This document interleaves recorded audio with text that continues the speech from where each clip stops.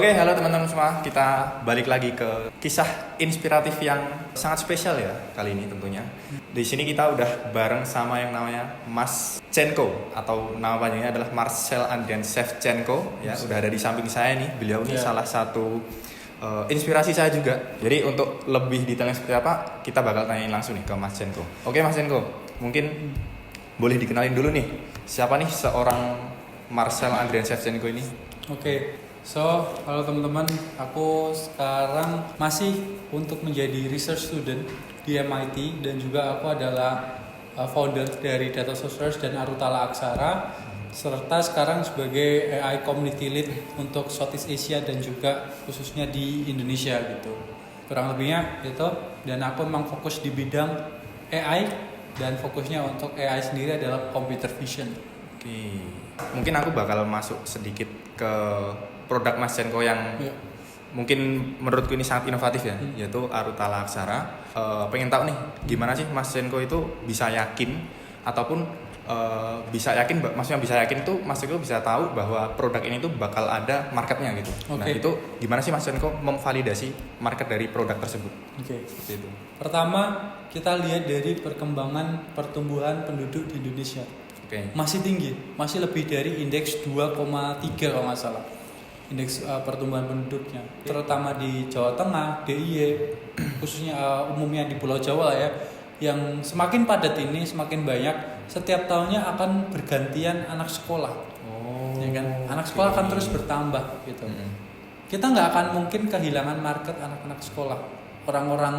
Anak-anak sekolah pasti punya orang tua, dan kita pun akan jadi orang tua gitu ya kan.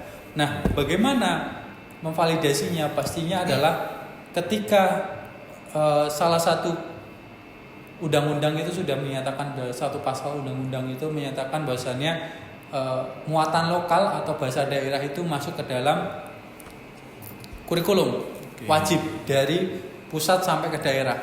Nah, tapi juga kita perlu melihat bagaimana di beberapa kota itu tidak mewajibkan, padahal dari provinsi sudah wajib. Nah, sehingga market yang kita bentuk adalah kita optimisme semua orang bakalan butuh, terutama orang tua yang punya anak sekolah gitu ya kan, dan sekolahnya punya pembelajaran aksara daerah. Siapa yang nggak butuh gitu kan. Terus kemudian yang kedua adalah literatur kita di Indonesia yang menggunakan literatur kuno itu banyak diteliti di luar negeri. Bagaimana orang luar negeri akan bisa membaca aksara kita dengan secara cepat? Makanya kita buat aplikasi ini. Untuk apa? Untuk mempermudah researcher dari luar negeri memahami aksara yang kita miliki. Gitu. Jadi ada banyak sektor yang kita sudah validasikan. Jadi gitu ya teman-teman, Mas Chenko itu udah ngeriset secara matang ya, mulai dari skupnya ya, dari pusat sampai ke atas itu seperti apa gitu, dan Mas Chenko ini bisa membawa budaya Indonesia juga gitu, go internasional gitu. Nah, gitu. Jadi bisa diakses di mana nih Mas Chenko Arutala Aksara ini? Bisa di websitenya www.arutalaaksara.com.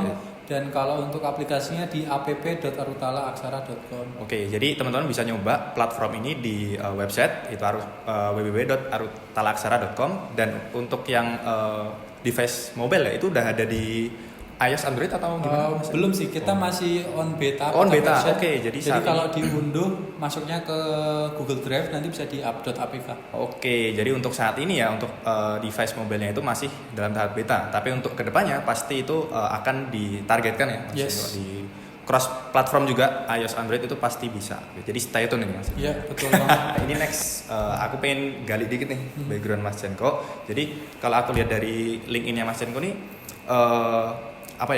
internship-nya itu di perusahaan yang big five company gitu, di X, di Kalbe gitu, di name it lah gitu, perusahaan besar gitu. Nah, bisa nggak Mas Chenko kasih saran nih ke anak-anak yang mau cari pengalaman gitu, gimana caranya kita bisa untuk nyari pengalaman lah bahasanya di perusahaan-perusahaan yang itu udah sangat besar dan pengalamannya itu pasti sangat berkesan gitu Mas.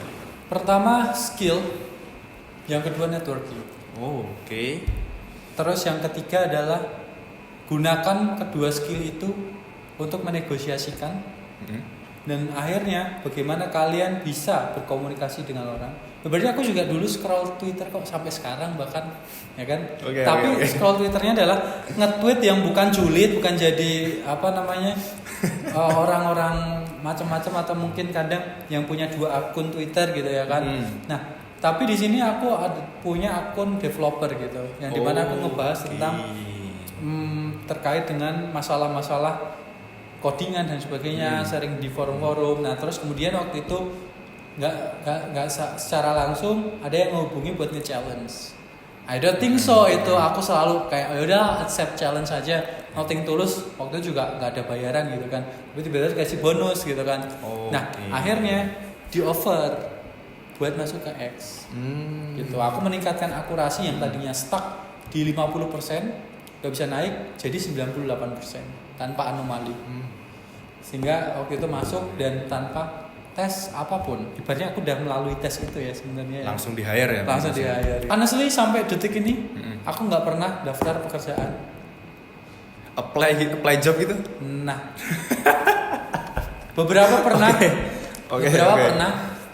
Itu pun karena formalitas sih sebetulnya. Oh, untuk melalui proses tertentu lah ya? Proses tertentu karena udah di rekrut. Dan bahkan fun fact-nya Arutala di-invite ke beberapa international pitching di luar negeri lewat invitation tanpa kita perlu apply. Tanpa perlu melewati proses administratif segala macam. Yes, dan itu kita kayak bersyukur banget. Apalagi yang akan terbesar ini nanti di bulan November itu adalah finalnya di Jepang. Kita secara langsung invitation eksklusif. Langsung ke Jepang ya? Yes. Mungkin kayaknya kemarin Amikom sempat ada ya? Beberapa waktu November atau apa? Iya, betul. Yang dari Jepang, ya, NTT ya? Kunjungan ke Kita sana. dapatnya NTT. Oh. Kita di-invite dari NTT. Oh gitu, oke. Eksklusif. Iya. Itu yang Entity Startup Challenge bukan? Yes. Oh. Kebetulan dari ABB itu sebagai community partnership-nya Mas. Nah, kita udah masuk. Oke. Oh ini plot twist sekali ya teman-teman ya. Oke, jadi ini information juga teman-teman. Jadi Entity Startup Challenge itu adalah sebenarnya kompetisi ya Mas. Kompetisi startup. Dia itu sebenarnya based on Jepang ya. Cuman itu dia memang ada representatifnya di berbagai negara gitu. Dan ABP ya, Amikom Business Park ini untuk yang tahun kali ini itu sebagai community partnership-nya gitu. Dan Arutala bahkan udah masuk yang final di Jepang, bukan lewat Indonesia lagi. Oke. Itu teman-teman. Jadi aku juga nggak expect.